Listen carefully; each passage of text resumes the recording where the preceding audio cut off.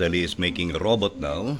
Their assignment tomorrow, their project tomorrow, but she prefers to do the robot.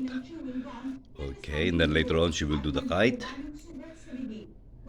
Thaliyah has just finished the body part and then the two arms there, and she's making legs siguro. Is that legs?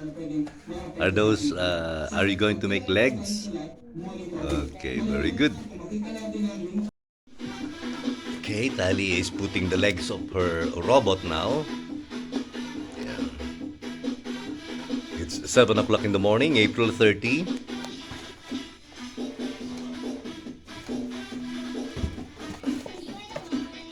Okay, drink first here, no? Be careful, ha?